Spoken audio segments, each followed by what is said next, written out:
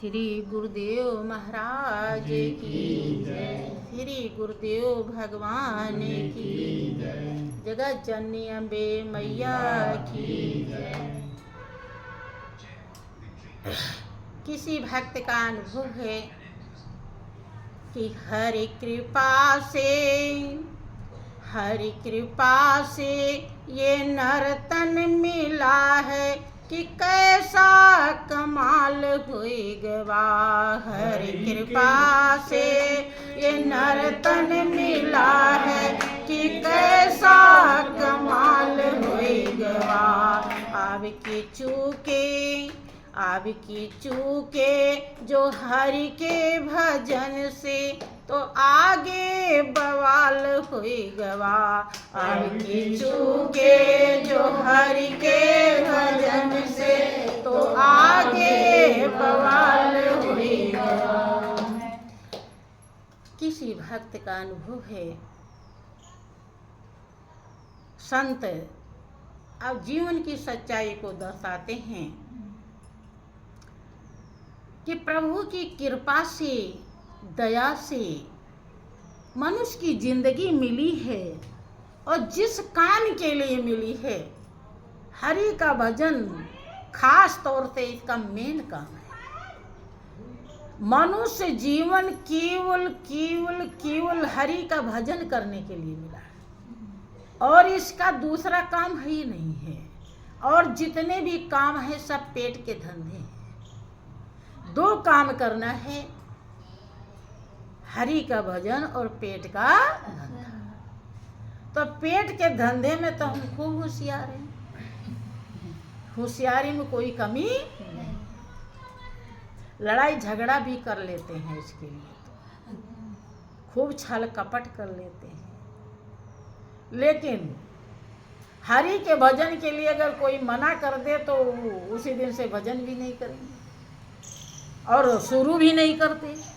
अगर शुरू भी हुआ है और कोई कह दिया कि नहीं करना है तो बस चलो छुट्टी, नहीं करना है। अरे उसकी वही तो आपका अपना है।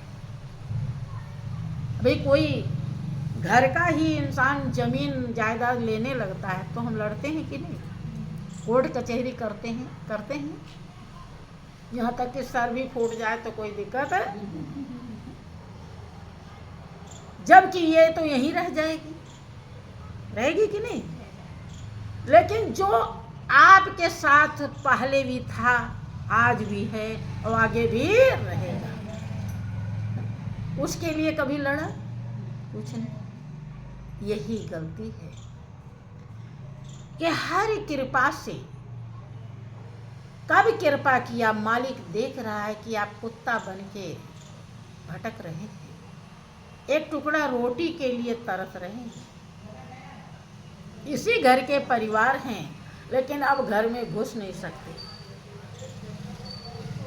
84 लाख होने में पहुंच गए हैं। दरवाजे पर टकटकी लगा के देख रहे हैं कि कुछ हमको कोई दे दे, लेकिन कोई देता है और कभी डंडे भी मार देता है, काहे करता कुत्ता चला जाता है। पानी बरस रहा है, कोई अपने घर में कोई बिरले हो कि जो अंदर कर ले, और नहीं तो वही भीगो, चाहे पत्थर पड़े, चाहे कड़ाके की ठंडी पड़े, कुछ भी, चाहे खाने को भी नहीं मिला है दिन भर तो कोई पूछने वाला नहीं। कितनी दर्दनाक है। देखें, आपका बच्चा पैदा होता है, आप उसका कितना लालन पालन करते हैं। तो गाय भैंस के बच्चे हैं, पैदा होते ही आप उन्हें दूर बांध देते हैं, माँ के पास भी नहीं रहने देते। जरा सी देर चाटना, साफ करना है तो ठीक है, और इसके बाद जैसे दूध का बात आया तो आप गले में रस्सी लगा देते हैं। और बाध्य ही सब शिक्षा लेनी चाहिए। ये सब योनि आपको भोग के आए हैं तभी मनुष्य की जिंदगी मिली, ऐसे नहीं मिली है। इसलिए दिया है कि अब की बार आप अपना बेड़ा पार कर लेंगे, ये सब नौबत नहीं आएगी। अर्थात अपने कर्म को पूरा कर लेंगे। अगर नहीं किया फिर वो 84 खड़ी है। कि कोई आप ही का बच्चा है, भटक रहा है, पैसा नहीं है, कोई बिजनेस करना चाहता है, आपको तरस आई, आपने अपना जेवरात दे दिया कि बेटा ले जाओ, तुम इसे बेच के बिजनेस कर लेना। लेकिन वो बेटा ये समझा ही नहीं कि माँ ने हमारे लिए कितना बड़ा कर्तव्य किया कि जो जेवर पानी भी नहीं और हमको दे दी, अपना श्रृंगार दे दिया। कदर नहीं समझा और उल्टे काम में उड़ा दिया उसको, और फिर आके मांगे कि माँ फिर दे दे थोड़ा पैसा। देने का मन कहेगा नहीं, आप ही का बेटा है, दूसरे के बेटे को नहीं देना है, आप ही के। क्योंकि आप जान गई हैं कि ये बदमाश है, इसको देने से कोई फायदा। ऐसे देव दुर्लभ जिंदगी मालिक ने दिया। आप ही एक ऐसा जीवन आप ही का है जो रोने के साथ साथ हंसता है, जो भोग योनि और कर्म योनि दोनों है। आप अगर बिगाड़ना जानते हैं तो बनाना जानते हैं। आपको सत्य सत्य, पाप पुण्य, बुराई भलाई, धर्म अधर्म, ज्ञान अज्ञान, अंधकार प्रकाश का ज्ञान हो सकता है, चाहे तो, और ना ही चाहे तो नहीं होगा। इसके अलावा कोई जिंदगी नहीं। ये कह रहे हरि कृपा से मालिक ने देखा कि आप कहाँ कहाँ कितने अथाह कष्ट उठा रहे हैं, कितने जीव जंतु हैं कि आपके पैर के नीचे पड़ते ही खत्म हो जाते। कौन उनका दुख दर्द समझ रहा है?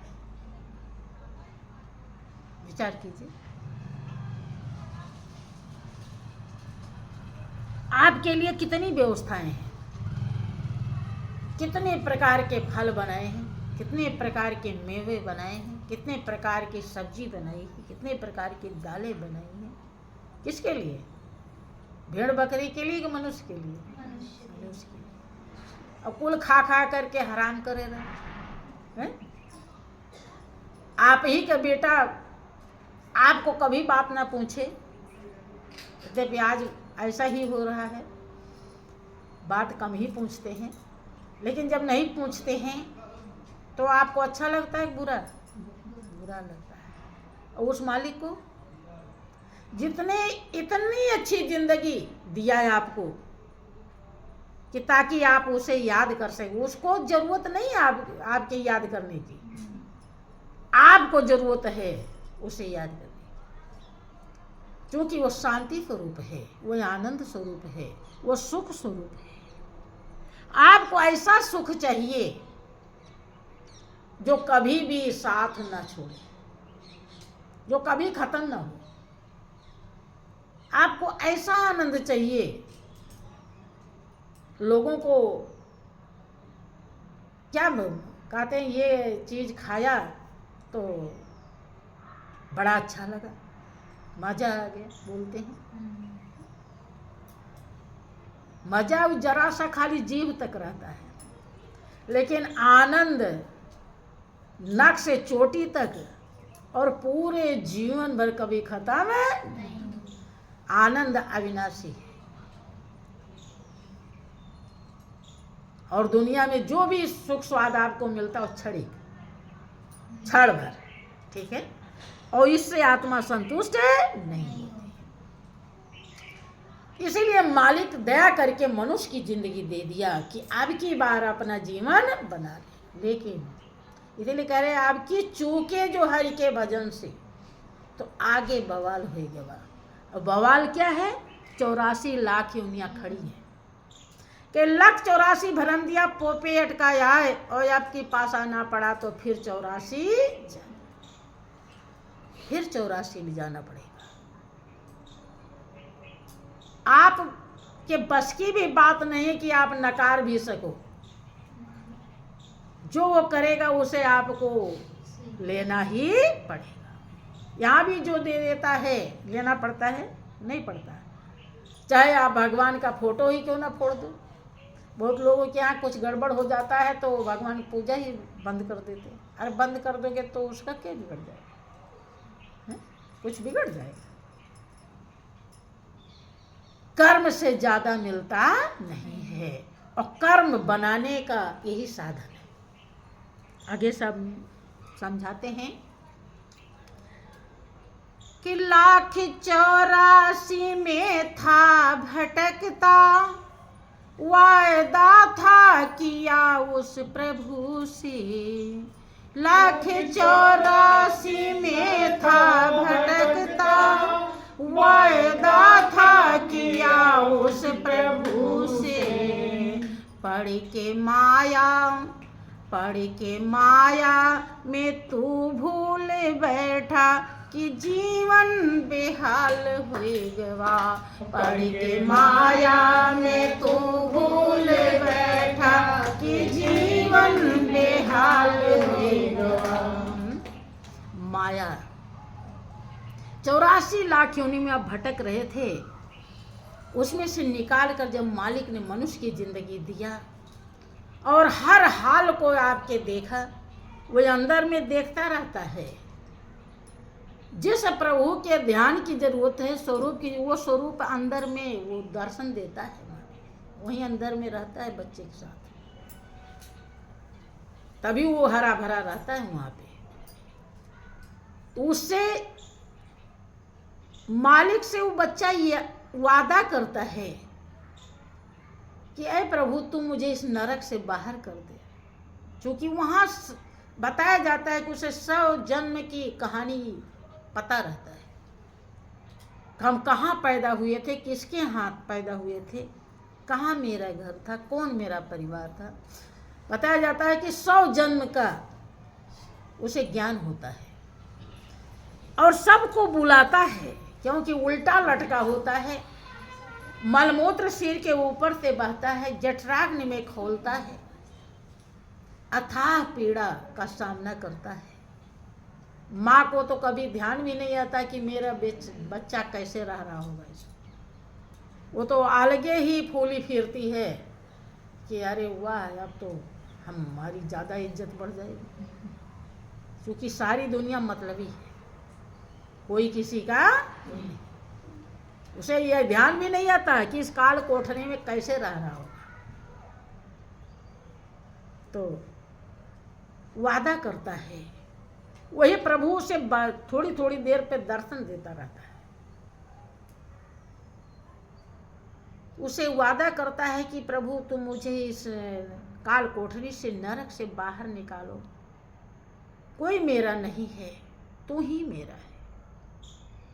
लेकिन यहाँ बाहर आया तो भूल गया। सबसे पहली बड़ी माया माँ होती है।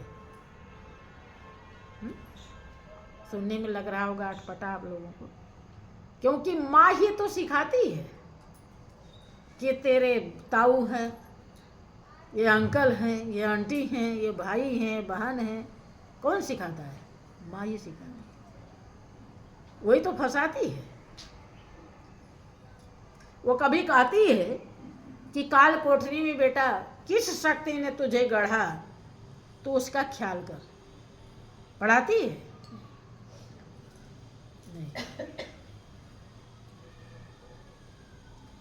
यही है माया। किसी ने कहा भी है कि पढ़ के माया के शरण वारे मनवा जन्म गंवाऊ लेना। पढ़ के माया के शरण वारे मनवा जन्म गंवाऊ लेना। माया ने एक जाल बिछा के कस के बांधे बंधनवा। माया ने एक जाल बिछा के कस के बांधे बंधनवा। माता बन के गर्भ में राखे पिला के दूध बचपन रे मनवा जन्म गंवले ना, पढ़ के माया के शरण रे मनवा जन्म गंवले ना।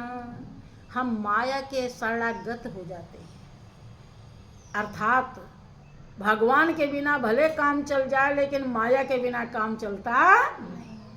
तो शरण में किसके हैं? माया के कि भगवान के? माया के। और माया क्या है? माया का मतलब जो कुछ नहीं। माँ माने जो, या माने नहीं, जो कुछ नहीं है। छल है, धोखा है, कपट है, उसे कहते हैं माया। अब आप लोगों को लगता होगा कहीं ये कैसे? हमारे पति हैं, हमारे बच्चे हैं, हमारा घर परिवार, हमारा धन दौलत है, तो ये धोखा कहाँ है? धोखा है कि नहीं? जिसको आप अपना कहते हो वो आपका होगा, और जब होगा नहीं तो धोखा है कि नहीं? जिसको आप संभाल रहे हो तहे दिल से, पूरी तरह बल ताकत लगा करके लगे हुए हो संवारने में, वो कब छुड़ा लिया जाए कुछ पता है? तो धोखा है कि नहीं? क्या कहेंगे इसको? आप समझ में आया? ये काया जिसमें आप बैठे हो, बोल रहे हो, इसमें भी धोखा है। श्वास 12 अंगुल तक बाहर आता है, फिर अंदर चला जाता है। श्वास के 2 तारों में भी धोखा है। बाहर आया अंदर जाएगा, इसका भी कुछ पता नहीं। किसी ने कहा भी कि कर ले भजन की कमाई, क्या है भरोसा इस देह का हो।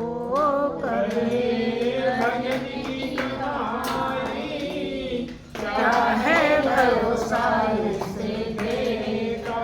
श्वास पवन का अंदर बाहर रहता या ना जाना, श्वास पवन का अंदर बाहर रहता या ना जाना।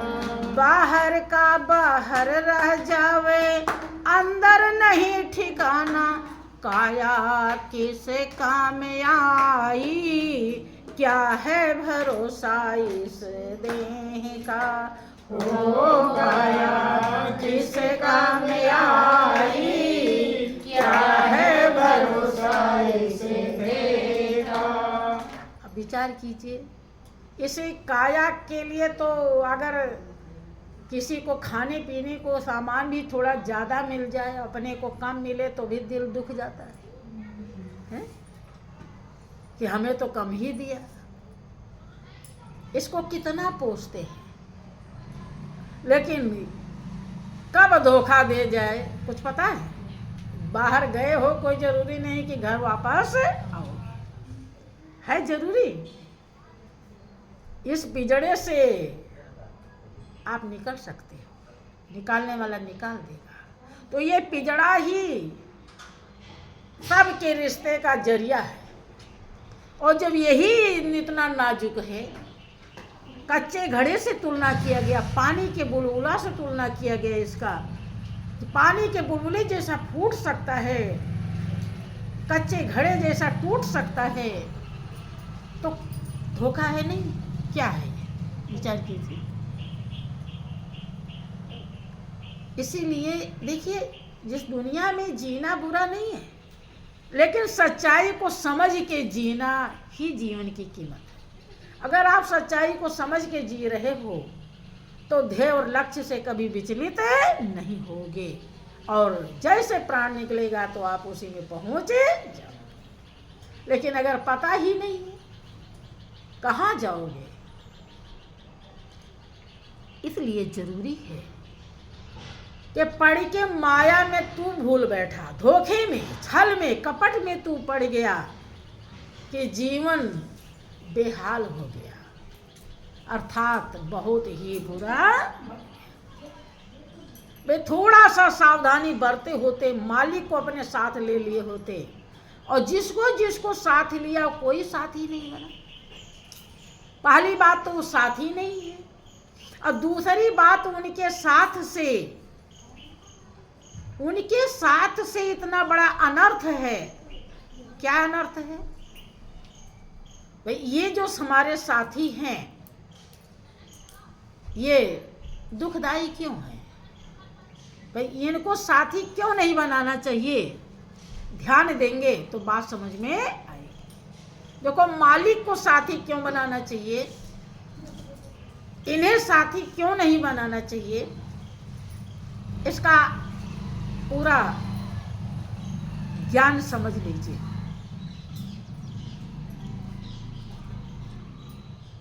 जितने भी दुनिया में रिश्ते नाते हैं, धन दौलत व्यक्ति वस्तु कुछ भी है, ये सब दुखदायी कहे जाते हैं। इनके कारण अथाह दुख उठाना पड़ता है, क्योंकि इनका जो लगाव है, लगाव जो इनका है आपके हृदय में, वो दुखदाई है, क्योंकि ये आपके अपने नहीं हैं। अपने नहीं है लेकिन आप इन्हें समझते हैं अपना।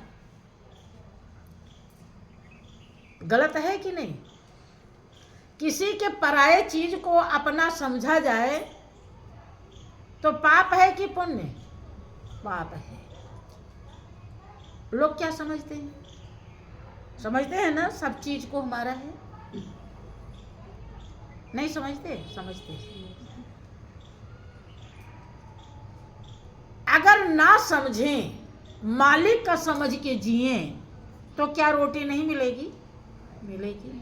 क्या नींद नहीं आएगी? आएगी। क्या मकान नहीं मिलेगा?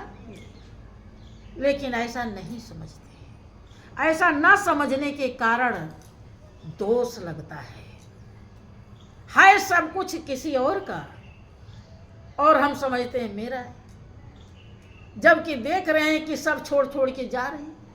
देखते हैं कि नहीं देखते? कितने कोठी बंगले हों सब छोड़ के चले जाते हैं, नहीं जाते? चाहे राजा हो चाहे रंक हो, और फिर भी हम मेरा कहने में बाज नहीं आते, तो पाप बन रहा। जिसको जिसको भी मेरा कहते हैं, पहली बात तो मेरे हैं नहीं, और मेरा कहने का जो पाप लग रहा है उसका इल्जाम बहुत बुरा होता है, इसीलिए जीवन बेहाल हो जाता है। वादा किया था कि प्रभु तेरा भजन करेंगे, और इस चकाचौंध को देख करके, जैसे पर्दे पर पिक्चर हॉल में बहुत कुछ दिखाई पड़ता है, लेकिन उसे अपना समझ लीजिए, मेरा समझ लीजिए, तो विचार कीजिए क्या वो आपका अपना हो जाएगा? होगा अपना? जो पर्दे पर दिखाई पड़ता है उसमें किसी से आप बात करना चाहें कर पाएंगे? या लड्डू पेड़ा बर्फी दिखाई पड़ रहा तो खाना चाहें, मांग ले थोड़ा, 2 लड्डू हमें दे दो, देगा कोई? कुछ मिलने वाला नहीं है, खाली वो दिखाई पड़ रहा, छाया है। ऐसे ही पूरी जिंदगी छाया है, माया छाया एक सी, जाने बिरला कोई, और भगता के पीछे फिरे सन्मुख भागे सोए। जब आप छाया खड़े हो जाते तो छाया आपके बगल में खड़ी हो जाती है, और जब भागते हैं तो आपके पीछे पीछे से। ये संत महान पुरुष है, दुनिया की हर चीज को मालिक का समझ करके प्रयोग करते हैं, जानते हैं सकल पसारा मालिक का है, तो क्या उन्हें रोटी नहीं मिलती? मिलती है कि नहीं? है? यहाँ तक कि बहुत ऐसे आश्रम हैं कि कितने को रोटी देते हैं, कितने भंडारा चलते हैं वहाँ पे, आप ही लोगों के द्वारा चलते हैं, लेकिन चलाने वाला तो कोई और है। युक्ति तो किसी और ने बताई है। तो श्रेष्ठता तो उसी की है ना, महानता तो उसी की है ना। आपने तो नहीं ऐसा सोचा, यही गलत है। अगर ऐसा नहीं किया तो जीवन बेहाल हो जाएगा।